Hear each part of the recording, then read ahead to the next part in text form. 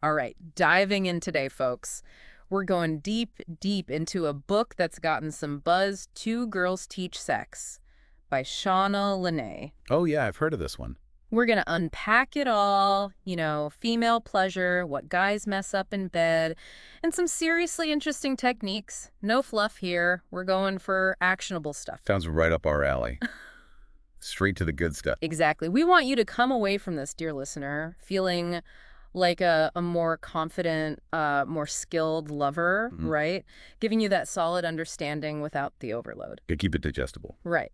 Now, this book, it's coming straight from Shauna's own experience. She's been in the adult entertainment industry, so she's got that insider perspective. Plus, she's gathered a ton of feedback from both men and women. It's all about practicality here. A hands-on guide, basically. Yeah, totally. Helping guys understand what truly gets women going, how to, refine those bedroom skills. And the goal is better sex for both people, which is a win-win, obviously. Can't argue with that. What really hooked me early on was Shauna's own story. She talks about figuring out, like, her own orgasm and then realizing, whoa, there's this huge gap in sex ed, especially for men. Like, practical, real-deal stuff is missing. Yeah, it can be hard to find reliable info. It really can. And that's what pushed her to make her videos and this book, to actually demonstrate what works, not just talk about it. One thing she makes super clear for most women, a partner who knows how to please them, that's majorly attractive. And she kind of debunks a lot of the BS we see in the media about sex. The Hollywood version. Yeah, exactly. So let's get down to it right off the bat. The book dives into common mistakes. Anything in there that really stood out to you? Well, mistake number one, it's a biggie. It's thinking she is having orgasms when she isn't. She points out, like, sure, a woman might be making noises, she might be lubricated, she might even say she's coming. But it's not always the real deal. Right. And she even brings up how often you see articles about faking orgasms. Yeah, faking it. That's a whole other conversation. It is. It suggests it's way more common than we think. For sure. And what she's saying is, you need specialized knowledge. Right? It's not always intentional deception. Sometimes, if a woman isn't feeling it, she might just want it to be over. She might offer some encouraging words that aren't exactly true. The takeaway, if you really want to consistently deliver those mind-blowing experiences, you got to go deeper than just the basics. Beyond the mechanics. Interesting. All right, so sounds and words, take them with a grain of salt. What's the next trap she talks about? Mistake number two, not giving her a variety of sexual experiences. Yeah. Shauna's point is, women, they crave different kinds of encounters. It's not just about, like, switching positions or the speed of things. That's way more than that. Exactly. She ties this into the emotional side of sex, which I think is really smart. Yeah, that emotional connection. I think she even talks about, like, the appeal of bad boys in romance novels, right? Exactly. She uses those examples to show how powerful emotions can be. Like, she suggests trying things like, playful spanking or maybe some dirty talk to tap into that bad boy energy. Oh, interesting. But then there's also the whole romance aspect, the comforting and arousing power of that. So, tell her she's beautiful, show her affection. It's about mixing it up, catering to different emotional needs during sex. You're creating a richer experience, not just a physical act. Painting a whole landscape, not just going through the motions. Love that analogy. So what's mistake number 3? All right, this one is forgetting to be a man. Now, this might sound a little old school, but stick with me. Her point is, many women, they actually want a partner who takes charge in the bedroom. Be assertive, take the lead. Exactly. She even says, in her experience, most women, they prefer a man who makes the decisions. Interesting. So, like, confidently initiating different positions without constantly asking, is this okay? Exactly. She's saying women are often wired to respond to that kind of strong, decisive energy. It makes them feel secure, like they can relax and just enjoy. Yeah. Now, obviously, checking in during something like oral sex is still important. But when it comes to positions, she suggests keeping the conversation about preferences for after the act. Gotcha. So, project confidence, take charge. What about mistake number 4? Okay, this one challenges a common assumption. Thinking sex isn't that important to her. Shauna's straight up rejecting the idea that women just naturally have a lower sex drive. I can see where she's going with this. She's saying if a woman seems uninterested, it's more likely because she's not having good sex that's actually fulfilling for her. So lack of desire, it could be a symptom of unsatisfying sex. 100%. She compares it to, like, if she's not orgasming, sex isn't really doing anything for her. It's like trying to masturbate and never being able to finish. Frustrating. Right. Totally. And that can lead to her not wanting sex as much. It's important to think about consistently unmet needs they can have a big impact on her desire. Makes total sense. Okay, mistake number 5. This one's about being silent in bed. Being silent, emotionless in bed, yeah. She's basically saying most women don't like sex. That's just, mechanical and silent. Like a robot. Yeah, exactly. She says women are super tuned into emotions, so dirty talk, romantic words, that stuff can be really powerful. So it's not awkward to, say things during sex. Not at all, according to her. She actually says that the most powerful female orgasms, they're often triggered mentally, not just physically. So unlocking her mind with what you say, whether it's playful and dirty or sweet and loving, that's the key to making things more intense. The power of words. All right, what about mistake number 6? This one is trading dinners, flowers, anything to get sex from her. It's about that whole dynamic of like using gifts or favors to obligate her into sex. The I did this, so now you owe me kind of thing. Exactly. Shauna's argument is when you're consistently giving her amazing sex, you're not going to need to barter for it. Yeah. She's going to be the one initiating, sending you those flirty texts, showing you affection out of the blue. Because her needs are being met. Exactly. It creates this much healthier, more reciprocal dynamic. For sure. Now, mistake number 7, foreplay. Not giving her enough foreplay. She says, if you're still thinking of foreplay as something separate, like just the stuff you do before sex, you need a new perspective. It's not just the warm-up, right? Right. For a lot of women, foreplay is part of the sex itself. Yeah. Kissing, touching, building arousal, it all counts. It's all intertwined. Now, she does talk about how long intercourse should last, like the main event. She mentions around 10 minutes being generally acceptable and satisfying for most women. So no need for the marathon sessions unless that's what you both want. Exactly. All right, on to mistake number 9, skipping over 8, I noticed. Yeah, mistake number 9 is mistaking her moodiness for normal behavior. Now, this is interesting. She links increasing moodiness, like irritability in a relationship, to potential dissatisfaction in the bedroom. So if she's suddenly more snappy, it could be tied to a lack of orgasms. That's her suggestion. She's saying women have needs just like men, and if she's not orgasming, that can lead to frustration and a bad mood. If your partner's getting moodier, she suggests looking at the sexual side of things. She argues good sex can lead to a better mood and even, more desire from her. Interesting perspective. Now, switching gears a bit, let's talk about understanding female desire. The book talks about reading her mind. Oh, yeah. This is where she talks about how a lot of women can be shy about expressing their, or let's say, deepest sexual desires. It can be hard to open up. It can. She talks about the intersex maniac. Every woman has one. She says it's that part of her that loves intense pleasure, maybe even things that are a bit unconventional. And creating a space where she feels safe to let that out, that's important. The intersex maniac, I like that. So how do you encourage that feeling of safety? She suggests being non-judgmental, supportive, creating a space where she can be totally honest without feeling ashamed or ridiculed. She also says pay attention to what she enjoys when she is in control. Like if she loves being on top, that tells you something about her desires. Be observant and encouraging. Got it. Create that safe space, be a good observer. The book also mentions fantasies, briefly.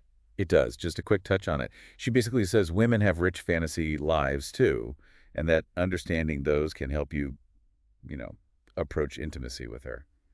She doesn't go into specific examples here, but she acknowledges that fantasies are part of female arousal. Right, recognizing that there's a whole inner world there. Now let's talk turning her on outside the bedroom. Shauna's got some practical advice here. First up, self-care. This is where she gets real. She says basic hygiene and fitness, that's foundational to attraction. She asks this blunt question, would I fuck me? Ooh, getting straight to the point. It's a way to make you think, right? Yeah. Am I presenting myself in a way that's attractive? Good point. So, honest self-assessment. What's next on the list for setting the mood? Timing. She's saying women, just like men, have times of day when they've got more energy, less stress. And those times are going to be better for intimacy. Pay attention to her natural rhythms. Exactly. Then there's creating a relaxing atmosphere. Setting the stage. Yeah. She talks about starting with a massage, Yeah. the innocent kind that might lead to something more, and sharing a cocktail, a glass of wine, even using aphrodisiac foods. Like oysters, right, the classics. Oh, yeah, she mentions oysters, chocolate, but also some more surprising ones. Garlic is on the list, though she says make sure you both eat it. Don't want any one-sided breath issues. Exactly. And she even says just cooking dinner can be a turn-on. It's about showing you care, creating that sensual environment. Engaging all the senses. Then there's acts of service and sincere compliments. This is about going beyond the obvious, right? She says things like bringing her flowers, taking out the trash. Those things can make her feel appreciated and, well, sexy. Thoughtful gestures. Yeah, and she emphasizes sincere compliments. Women can spot a phony one a mile away. Authenticity is key. All right, let's talk about mastering touch and those erogenous zones that often get overlooked. Shauna starts with some stats about pleasure, which is interesting. Yeah, she mentions the average woman is like 5'3", weighs about 160 pounds. Then she points out how much skin, that is something like 25 square feet. It's this reminder that pleasure isn't limited to just a few spots. A whole canvas to explore. Exactly. Then she says, and this is crucial, let her teach you. Open communication. Absolutely. Yeah. Pay attention to her reactions, her sounds, her movements. Encourage her to tell you what feels good, what doesn't. Direct feedback is gold. All right, let's uncover these hidden erogenous zones. Skin folds, she starts there. So she explains the areas where skin folds naturally, like the insides of elbows, backs of knees. They can be surprisingly sensitive. She compares it to the sensitivity of an uncircumcised penis. Interesting comparison. Yeah, it is. She suggests rubbing, light fondling, caressing, licking, soft kisses, all kinds of things. Unexpected hotspots. All right, what's next on this list of secret pleasure points? Phalanges. That's the fancy term for toes and fingers. She acknowledges, feet aren't everyone's cup of tea, but she encourages guys to reconsider. A lot of women love having their toes kissed, sucked, played with. Interesting. And foot rubs during sex, that could be really erotic too. Not something you'd immediately think of. What about the neck? The neck is a big one for her. She talks about how vulnerable and sensitive it is from the hairline down to the shoulders. She personally likes licking, kissing, even gentle biting. She mentions how exposing the neck can be a subconscious sign of submission, and that some women, herself included, like a firmer grip on the neck during sex. But, she stresses, always ask for enthusiastic consent before trying anything like that. Always good advice. So, the neck, a classic for a reason. Moving down, she talks about the lower back and the butt. Often forgotten areas. She recommends using your thumbs, doing those circular motions on the lower back where it meets the butt. A lot of tension gets held there. A good massage, always a winner. Definitely. And then the ears. The ears are loaded with nerve endings. Really? I wouldn't have thought. Over 100 million, apparently. So things like whispering, breathing gently, that can be really arousing. She talks about how surprised she was the first time a guy licked her ear, but then how good it felt. She suggests licking, nibbling, kissing, even just warm breath. She even compares tongue in the ear to the feeling of intercourse. Wow. Another sensitive zone. And then, of course, boobies. DUH, it's what she says. She's not denying their importance, but she points out that preferences vary. Some women like gentle touch, others want something more firm and intense. Pay attention to what she responds to.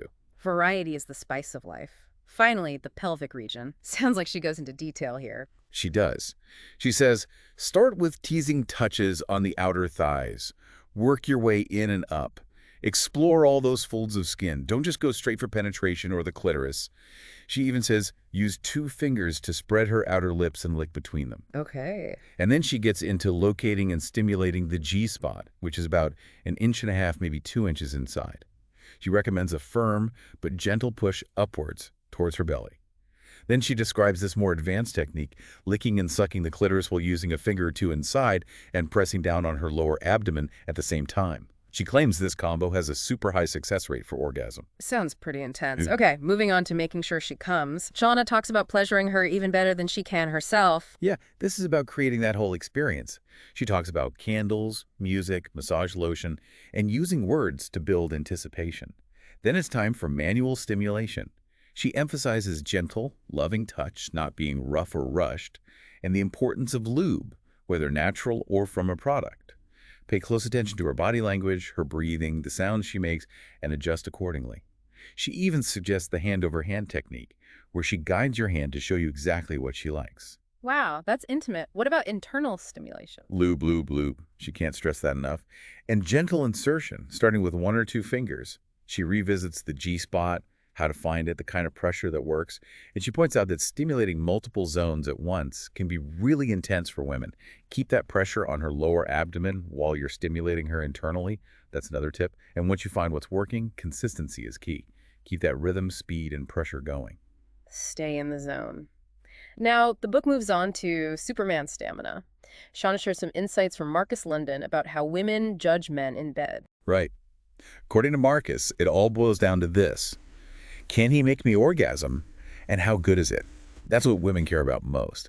And penetration orgasms, those are the ones that give that full body, super satisfying feeling. He also talks about how consistent sexual satisfaction, it can make a woman more devoted. Really? Yeah, like she might want him to make decisions more. She might be more affectionate, holding hands more. Sexually satisfied women, they're happy women. And that translates into the whole relationship. So it's not just about the physical act itself. Exactly. Okay, what about achieving that Superman stamina? Any secrets revealed? Marcus says confidence is huge. And then Shauna jumps in with her take on premature ejaculation, or PE. Apparently, it's way more common than you think. She debunks some myths, like age or body type don't really matter, and most pills and creams, they don't actually build confidence. So what's the answer? Technique and practice, even solo practice. Makes sense. Practice makes perfect, right? Exactly. Any specific techniques she suggests for that? Yeah. When you're masturbating, slow way down. Focus on the rhythm, the sensations, don't rush to finish, and practice self-control. When you feel yourself getting close, stop. Let your body relax, let that urge pass, then start again. This helps you train your response. Interesting. Training your body's reflexes. Yeah. Now, on stamina, what does she say about how long it takes a woman to orgasm from penetration? She says, for most women, especially those not in the adult film world, a real penetration orgasm takes about 15 minutes of good, hard pounding. Clitoral orgasms, like from oral, those can happen faster. But that deep, intense penetration orgasm, it needs more time. Good to know. Setting realistic expectations. Now let's get into how great sex impacts a relationship. Shauna actually tells a personal story about a guy named Chad. Oh, yeah, this is a good one. So she had this relationship with Chad, great connection, genuine affection, the whole 9 yards. But it ended because of his PE issues. Even though they were close emotionally, the fact that she wasn't getting satisfied sexually, like she wasn't orgasming, it just led to frustration, and eventually they broke up. So even with a strong emotional bond, physical intimacy is important. It's essential for a lot of women. What are some signs that a woman might be sexually unsatisfied inside and outside the bedroom? In the bedroom, she might not be orgasming, or only rarely. She might not want to initiate sex or be hesitant to try new things. Outside the bedroom, she might feel like she has to earn sex or say she just doesn't enjoy it. Maybe she's nagging more and you're having sex less often. Those are all potential signs. Got it. And what about when a woman is satisfied? What positive changes happen? She's more likely to initiate sex, her mood is generally better, and the relationship overall just feels stronger. She even shares stories of guys who, once they upped their game in bed, saw their whole relationships transform, their partners were more affectionate, more committed, just happier overall. A chain reaction of good stuff. She also brings up the connection between mental and physical stimulation for women. Oh yeah. For women, sex often starts way before any physical contact. It's the thoughtful gestures, the emotional connection, all that sets the stage for a more fulfilling experience. It's all connected, which leads us to foreplay. She calls it crucial, and she's not exaggerating. Effective foreplay, she says, it can lead to crazy intense arousal, and even she uses the term sexual addiction, though she says be careful with that, and only with someone you really like. Powerful stuff. So what's her take on foreplay? Any secrets? She starts with 3 secrets about women. 1, women are generally colder than men. 2, they have more sensitive skin. And 3, they love surprises. I can see how those tie into foreplay. Right. So because women tend to be colder, warming them up with touch is extra important. The sensitive skin thing means they can enjoy a wider range of sensations. And surprises, well, they just add excitement and novelty. Makes sense. What about her magical foreplay technique? Okay, this one is about combining surprise, sensitivity, and a sense of surrender. First, get her aroused, get her in bed, just bra and panties on, then blindfold her. You can use her clothes, a tie, whatever works. Okay, building the anticipation. Then bring in the surprise element. Use different textures and temperatures, a feather, a rose petal, an ice cube, a back scratcher, even a plastic fork, and a massage candle. She specifically says use one that melts into warm oil, not the kind that burns. I've seen those. They look cool. They are. So gentle touches, cool drops, soft strokes, a kiss, some light raking with your nails, a playful bite, then that warm massage oil. After all that teasing, you transition back to more, direct intimacy. Sounds like a multi-sensory experience. She also mentions a technique from Lexi Bell, the Don Juan technique. Ah, yes. This one is more about the mind, creating intrigue. So when things are going well, maybe after a kiss, tell her you learned this cool trick about the female body. Then tell her to make a loose fist, and you're going to show her something about the sensitive skin between her knuckles. Okay. But before you even finish the sentence, you kiss her. Right there, between her fingers. Maybe use a little tongue. Sneaky. The idea is, it's this unexpected touch in an innocent area. It creates a wave of pleasure that kind of mimics oral sex. I see, so it's a subtle arousal technique. Exactly. Now let's talk about the main event orgasms. Shauna says there are 5 types of female orgasm. 5. She breaks it down like this. Yeah. The clitoral orgasm, the most common one. The G-spot orgasm, often from penetration, harder for guys to nail. The simultaneous orgasm, clitoral and G-spot together, tough to time, right? Multiple orgasms, one after another, can be tiring, apparently. And finally, the squirting orgasm, the rarest, needs specific techniques. She calls it the queen of all orgasms. It's a whole world of orgasms. Right. She also talks about the science behind it, specifically the hormone oxytocin. Yeah, during female orgasm, the brain releases a bunch of oxytocin, also known as the trust hormone. This can make her want to trust you more, feel less anxious, be more sensitive, get ready for round 2, and just want to be close to you. She also says men release oxytocin during orgasm, but it makes them sleepy. Interesting. Different effects. She also explains multiple orgasms in more detail. There are 2 types, apparently. Serial multiple orgasms, which is basically nonstop orgasms, and sequential multiple orgasms, where there are little breaks between each one. Those breaks can actually make things more intense. Wow, who knew? Now she talks about how to really get her hooked on your, sexual skills. This goes back to confidence. Be confident in bed, take charge, don't be afraid to initiate positions without asking permission, and that confident energy, bring it outside the bedroom too. Take initiative in other areas. Be the man, essentially. Right. The point is, offer her something truly amazing in bed. Consistently good sex, that's how you make her crave you. She also revisits squirting, calling it an incredibly powerful experience. Memorable, for sure. Okay, then she introduces what she calls a guaranteed way to mind-blowing penetration sex. The tease technique. Yeah, this one, she claims it works for all women. It's about combining teasing with pleasure. Start by penetrating very slowly, just the tip. Then 10 thrusts, 9 shallow, 1 deep. This is the tease time. Then you do fewer shallow thrusts and more deep ones, like a wave.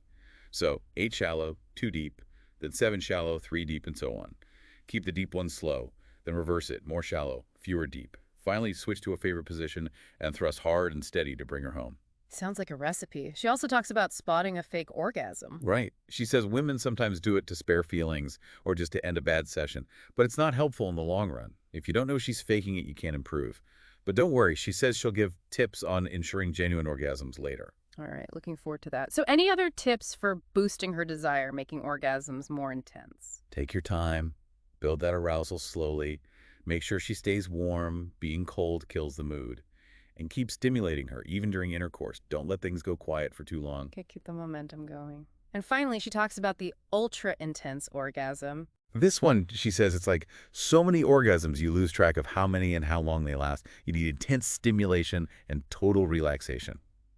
She lays out this whole sequence for achieving it. Lay it on us. Okay, first, outside the bedroom, verbal teasing, being a little authoritative, like telling her what to wear, leading her physically, and then prepping the bedroom. Clean, no pets, TV off, music on, dim lights, candles, the whole romantic setup. Setting the scene. Exactly.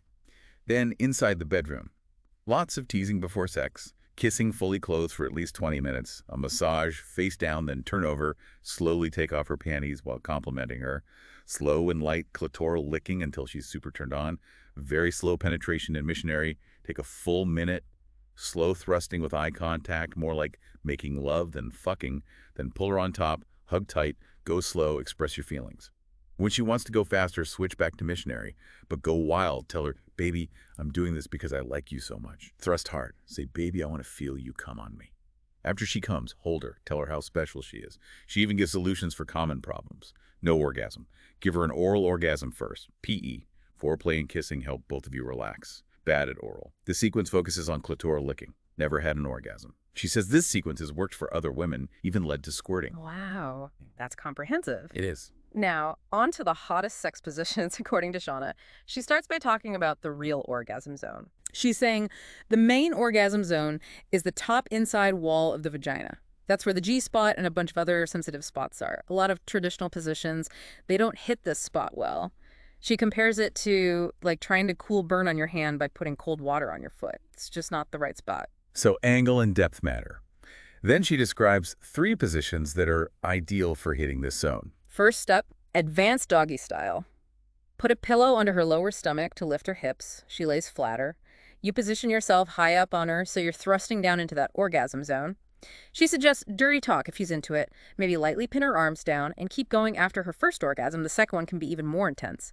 Second, 2 inches bigger G-spot missionary.